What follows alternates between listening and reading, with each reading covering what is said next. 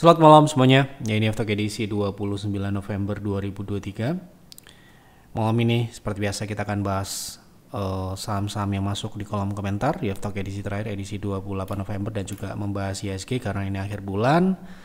Dan besok mungkin saya tidak bisa Aftok, tidak bisa live karena akhir bulan biasanya ada meeting dengan tim advisor.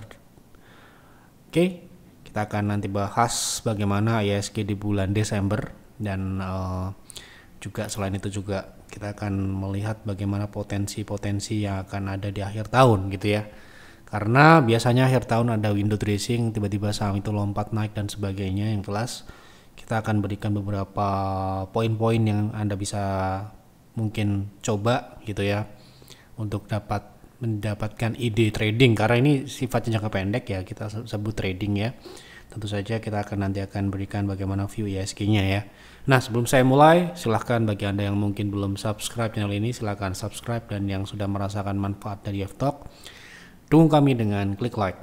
Jadi Aftok malam ini mungkin Aftok edisi terakhir bulan November, dan juga mungkin dalam beberapa hari ke depan sampai dengan hari Selasa mungkin saya tidak bisa Aftok karena ada keluar kota gitu ya. Jadi ide-ide yang masuk di kolom komentar nanti kita akan bahas di Aftok selanjutnya. Kapan? Pastinya akan diinformasikan di Telegram kami ataupun di YouTube ini ya. Nantinya kalau Anda subscribe pastinya akan, kalau misalkan ada Aftok akan diberikan notifikasi ya. Baik, kita langsung masuk ke pembahasan ISG terlebih dahulu. Hari ini ISG sempat naik di 7.070 dan hampir mencapai target di stock call yang kami sampaikan kemarin minggu gitu ya, di 7.080. Sementara ini sedikit mengalami penurunan karena memang banyak saham-saham koreksi seperti saham brand itu ya. Kemudian ada beberapa saham yang kemarin sudah naik itu hari ini mengalami penurunan, dan itu hal yang wajar. Dan ya kemungkinan di bulan November ini ISG ditutup di atas 7.000, dan itu akan sangat baik untuk bulan Desember, yang mana bulan Desember kami perkirakan ISG bisa ke atas 7.200 ya. Ini akan menjadi sesuatu yang momentum yang positif. Nah, karena saya melihat ini adalah bagus ya, tetapi bukan berarti bulan Desember naik terus-terusan, bukan ya. Nah, seperti yang kami sampaikan di stock call, ada potensi untuk membentuk higher low baru, yang mana itu bisa saja di bawah 7.000 terlebih dahulu sebelum ditarik naik. Nah, ketika terjadi penurunan seperti biasa ya, carilah saham-saham yang menarik secara fundamental, dan juga kalau Anda investing terutama itu harus Anda lihat bagaimana fundamentalnya. Jadi jadikan penurunan ISG seperti yang terjadi di bulan Oktober ataupun September kemarin untuk masuk. Jangan sampai justru Anda malah ketakutan ya. Jadi kemungkinan yang ditarik naik di bulan Desember ini masih sama ya, penggerak-penggerak market saham-saham big caps ya, bank seperti BRI, BCA. Kemudian mungkin yang sudah turun cukup dalam seperti mungkin Astra ya. Kemudian beberapa saham yang bisa dikatakan ya masih belum naik maksimal. Yang jelas Anda harus melihat bagaimana harga saham itu sudah merefleksikan fundamental atau belum. Kalau memang belum, ya itu sebuah peluang gitu ya, terutama ketika ISG itu turun ya. Turunnya seperti apa? Turun seperti di bulan Oktober kemarin ya, dimana waktu bulan Oktober kita beri contoh ya. Waktu bulan Oktober kita masuk saham BSD di 900, kemudian BRIS di 1400-an ya. Jadi ketika banyak orang takut ya, itu adalah kesempatan untuk masuk justru ya. Ketika banyak orang itu nggak berani, jadi mungkin itu adalah sebuah kesempatan ya, khusus di saham yang like invest seperti yang kami terapkan di PIRS ataupun di PIR. Ketika kita melihat banyak peluang seperti indeks turun seperti bulan kemarin, itu adalah kesempatan ya. Nah, itu ya, yang jelas Anda harus melihat potensi fundamentalnya itu menarik atau tidak ya. Kalau misalkan Anda lihat growth-nya itu bagus tetapi harga sahamnya itu belum naik, itu adalah peluang yang cukup baik ya, menurut saya seperti itu. Ya seperti yang sudah kami sebutkan tadi ya, ketika bulan Oktober Anda lihat chart BSD turun ke bawah 1000, kita akumulasi secara maksimal. Kemudian BRIS di PIRS ya, kita masuk di 1400-an, sekarang mungkin sudah di 1600 dalam waktu yang cukup singkat. Kita bisa menikmati itu meskipun market nggak crash gitu ya. Yang jelas di bulan Desember kami melihat potensi IHSG bisa ke atas 7.200. Kemudian sebelum ke sana mungkin saja akan terjadi koreksi sedikit di bawah 7.000. Nah, itulah momentum yang tepat untuk mengoleksi saham-saham yang menurut Anda, mungkin menurut Anda bagus, ya silahkan, itu adalah kesempatan gitu ya. Oke. Itu adalah sedikit ya tidak bisa kita perinci. Yang jelas itu clue-nya kalau Anda mau nyari profit di bulan Desember besok ya, karena rally kenaikan ini mungkin bisa terjadi sampai dengan kuartal pertama 2024, dan itu ya bisa menjadi sebuah kesempatan kalau benar-benar terjadi koreksi yang masih wajar, pembentukan higher low seperti yang sudah terjadi di bulan Oktober. Baik, kita lanjut ke pembahasan saham yang ada di kolom komentar ya. Mohon analisa saham ULTJ, apakah pembentukan WFC di sekitar 1580 sampai dengan 1600? Maaf jika saya salah, tidak ada yang salah, kalau teknikal itu ya bisa benar juga gitu ya. Kita akan coba lihat nanti. Target selanjutnya akan ke berapa? Sebaiknya tunggu konfirmasi di harga berapa buat entry point. Salam sukses dan sehat selalu. Jadi begini, ini sebelum masuk ke Ultra Jaya, kita akan memberikan perspektif kita dalam melihat sebuah pola. Ketika kita melihat pola, ya ini benar atau salah ya. Kalau kita melihat sebuah pola, saham itu sedang membentuk corrective wave A, B, C, dimana kalau kita saham itu adalah sedang uptrend, berarti A-nya itu adalah turun, B-nya itu naik, C-nya adalah turun.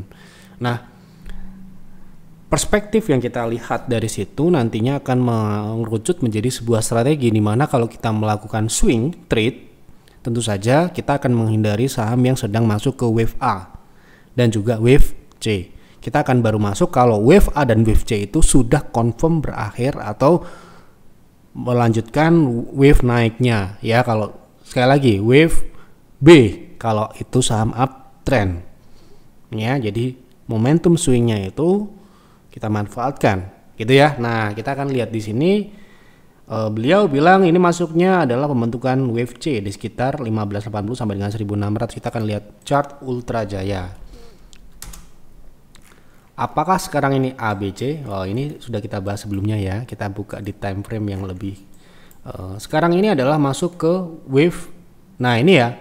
Ekspektasi kita wave B-nya itu bisa naik sampai dengan 0,6 di 1860, namun hanya mencapai 1820 ya, selisih sedikit, kemudian dia ternyata turun. Berarti ini bisa menjadi sebuah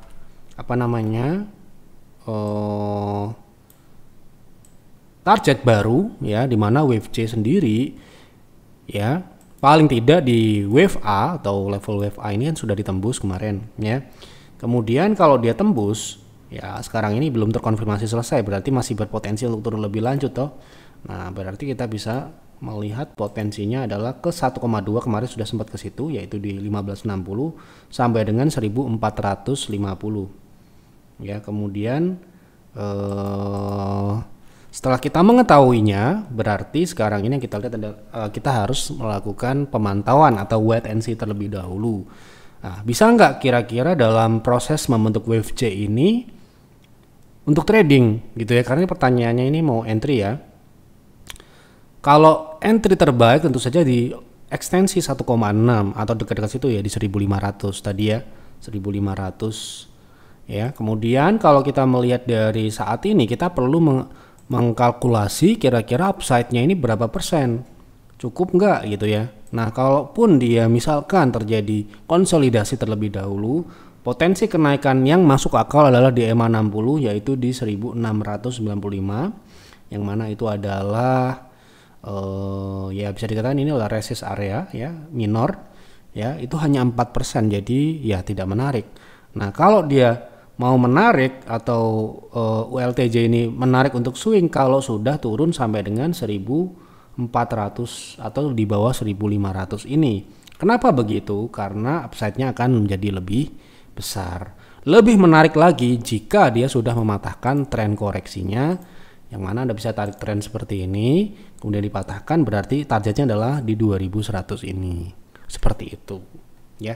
Jadi di angka berapakah menarik untuk entry? Kalau saya akan menunggu di 1500 ini.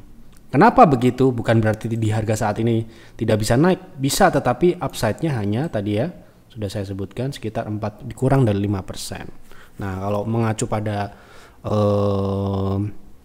kriteria masuk menarik atau tidak di private trading room, minimal saham itu bisa naik di atas 10%. Jadi kalau misalkan kurang dari itu, ya kita akan mencari opsi-opsi yang lain. Kan sahamnya banyak. Ya. Oke, seperti itu. Lanjut ya. Semoga dapat dipahami. Mohon untuk membahas saham Puri untuk trading jangka pendek, bisa tambah di harga yang lebih rendah di berapa, cut loss di berapa, dan TP di berapa. Saya sudah punya di harga 655 karena tadi trailing stop saya ke reject sehingga tidak tereksekusi. Tidak tereksekusi berarti harusnya cut loss gitu ya. Jadi ini yang berbahaya sekali saat ini ya, terlepas dari mekanisme ataupun sistem yang ada di online trading Anda. Ketika stop loss itu gagal, Anda harus segera melakukan yang namanya eksekusi jual secara manual. Jangan justru meminta menambah posisi, artinya Anda menambah kesalahan untuk kedua kalinya ya. Jadi di tempat kami di private trading tidak boleh ya, kalau cut loss ya cut loss, nggak bisa menambah posisi lagi kalau sudah melebihi level cut loss ya. Nah, kalau nanti saham tersebut sudah menarik lagi, baru kita re-entry ya, re-entry dengan trading plan yang berbeda. Jadi nggak bisa ya, ini edukasi sedikit sebelum masuk ke Puri ya. Jadi kalau menurut saya tidak bisa menambah posisi di posisi yang sudah salah. Trading salah nggak masalah, cut loss nggak masalah. Tapi menambah posisi harusnya cut loss, kalau ditambah posisi itu menurut kami kurang tepat. Ya, trading loh ya ini ya. Kalau investing mungkin saja Anda masih bisa karena Anda berpedoman dengan fundamental yang masih bagus, menurut Anda masih tumbuh dan sebagainya. Tetapi dalam trading itu di tempat kami itu haram. Tidak boleh, itu berbahaya. Ya. Kalau turun tambah lagi sampai kapan? Ya. Jadi ini maksud kami ini untuk memberikan pemahaman cut loss itu harus benar-benar dipegang baik-baik. Jangan sampai Anda lewat. Kalau misalkan online trading Anda tidak gagal mengeksekusinya, ya Anda eksekusi secara manual. Gitu loh. Ya. Kalau ya sekarang ini mungkin belum, sistemnya memang mungkin belum benar-benar bagus ya, karena itu juga online trading itu kan baru, mungkin belum banyak ya, baru 10 tahun terakhir ini, jadi pengembangannya belum cukup canggih ya di sini tuh. Jadi kalau Anda mungkin mengalami apes ya, cut loss-nya yang sudah Anda pasang sejak pagi tetapi tidak tereksekusi, ya Anda harus eksekusi secara manual. Jangan sampai Anda malah justru menambah posisi gitu loh ya. Kita masuk ke pembahasan Puri. Nah, ini posisinya beli di 655. Sekarang di 458 lah, ini sudah 24%. Aduh, meeng ini. Ini masih bisa turun lebih dalam loh. Ya, gitu. Nah, ini kita lihat ya turunnya seperti apa saham ini. Lah ini kan turunnya juga nggak langsung jebret ke bawah sini. Ini juga butuh proses. Nah, harusnya seperti ini, harusnya dieksekusi secara manual. Jadi saya tidak rekomen karena saham ini mungkin masih bisa turun lebih dalam ya. Kalau kita lihat di sini dia juga memungkinkan untuk turun misalkan ke EMA 60 itu 388. Kalau Anda tambah misalkan ini akan menambah kerugian Anda ya. Kecuali Anda memang invest, tapi kan ini trading loh ya. Nggak bisa ya. Gitu. Ini secara teknikal mungkin memungkinkan untuk semoga besok ada naik sedikit di 500. Kita lihat di time frame 4 misalkan di sini ada sebuah area resist ya 520 540. Itu mungkin bisa dicoba ya, semoga ya diantrikan di situ. Tapi untuk menambah tidak rekomen ya. Di situ kami tidak bisa menyarankan untuk seperti itu. Ya, ini sering terjadi ya sebenarnya kalau wah saya sudah pasang stop loss tapi tidak tereksekusi, reject dan sebagainya ya. Itu adalah resiko. Itu adalah resiko, makanya kita sudah melakukan tindakan proteksi, tetapi tidak terproteksi, kita masih tercover dengan strategi alokasi. Kita tidak all in. Ya itu juga salah satu langkah agar apa? Agar kita nggak hancur portfolio kita gitu ya. Ya untungnya Anda belinya mungkin sesuai dengan alokasi yang ideal. Misalkan belinya 5 PV atau 10 PV, sehingga Anda masih punya 90 PV yang lain untuk ditradingkan lebih baik lagi. Gitu loh. Jadi manajemen risiko itu tidak hanya stop loss ya. Manajemen risiko itu di dalamnya ada yang namanya portfolio management. Anda bisa mengalokasikan beberapa saham, ya itu masuk ke diversifikasi. Tetapi di sini dalam trading Anda tidak bisa all in di situ. Untuk tujuannya untuk apa? Ketika Anda apes, ya portfolio Anda tidak rusak, atau ya bisa dikatakan tidak kebakaran lah gitu ya. Oke, seperti itu kira-kira. Untuk FMII, apakah layak untuk trading? Apakah bisa masuk sekarang? Kita lihat di harga terakhir ya. Oke, kita lihat dari sekarang ini saham ini masih dalam proses naik ya, swing naik ya. Saya rasa ini masih butuh konfirmasi, tetapi Anda bisa coba untuk test lot. Test lot itu seperti ini ya. Jadi kita bisa melakukan test lot itu dengan catatan, ada aturan yang nggak asal test lot ya. Test lot itu memang sudah ada konfirmasi, paling tidak probabilitas itu kita dapat di atas 50%. Begini, saham ini kan lagi kemarin swing turunnya ini sempat rebound satu kali, kemudian dia turun lagi, kemudian dia sudah membentuk sebuah hair low. Kalau kita buka di time frame lebih kecil seperti ini ya, dia membentuk hair low di sini. Artinya apa? Kita bisa melakukan proteksi di sini. Kalau dia tembus ke bawah berarti kan lebih rendah dari ini gitu ya.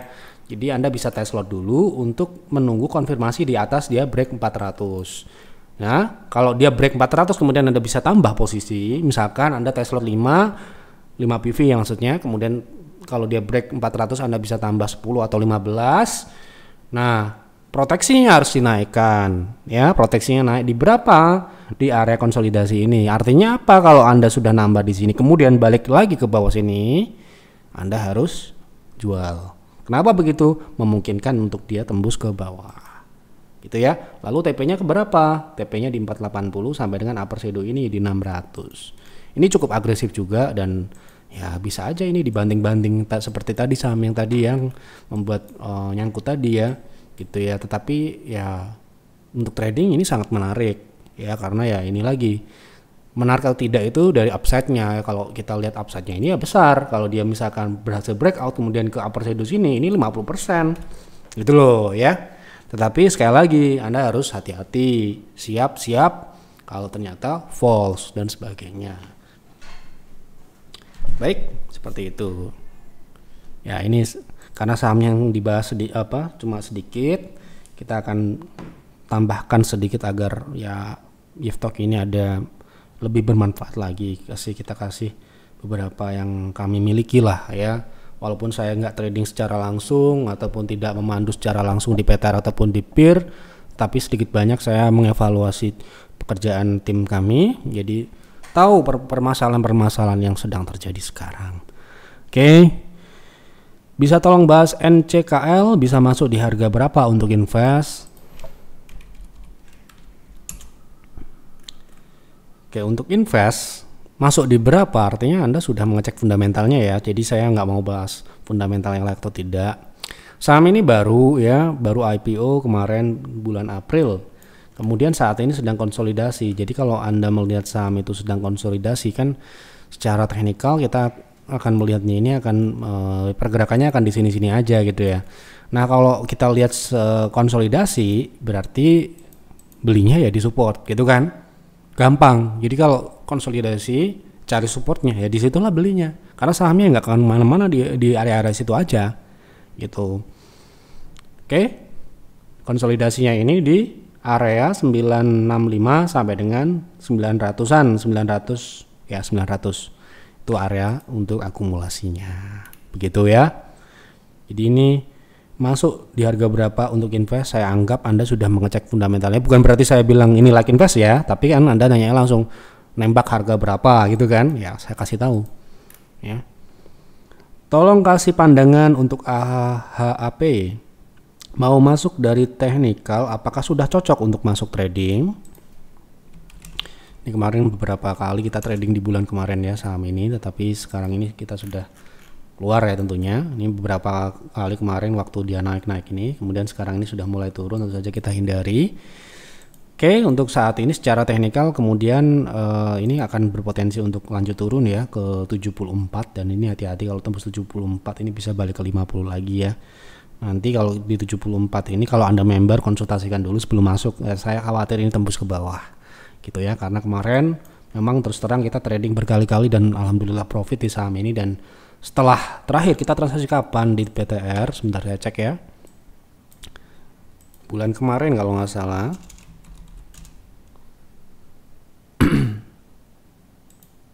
Nah ini terakhir kita jual di 106 tanggal 8 November ya, 8 November ini ya, tepat kenaikan terakhir ini. Supaya wah cuma ngomong doang nih orang gitu kan, kita kasih tahu lah ya, tanggal 8 gitu kan. Nah ini ya kenaikan terakhir yang kita manfaatkan di saham ini ya. Kita kemarin itu belinya di sekitar di 90-an ini ya. Kita belinya tentunya di sini bawah-bawah sini ya, di support 560 ini, di 90 sekian ini. Kemudian kita bersyukur tanggal 8 tanggal berapa ini? Tanggal 8 ini naik cukup signifikan ya, 10-an persen ini ya. Nah, kita jual lah di situ ya. Nah, sekarang ini terakhir ya, sangat terakhir kita udah nggak trading lagi saham AHP. Jadi setelah selesai ya kita angkat koper gitu ya. Nah sekarang ini turun potensinya ke 74 ya. Semoga ya tidak ada yang nyangkut di atas ini, karena hal ini saham ini punya historis yang seperti ini ya. Ini bisa nyungsep ke bawah ini ya. Jadi sementara ini tunggu di 74, dan kalau Anda member sebelum beli saya sarankan untuk konsultasi dulu dengan advisor private trading room.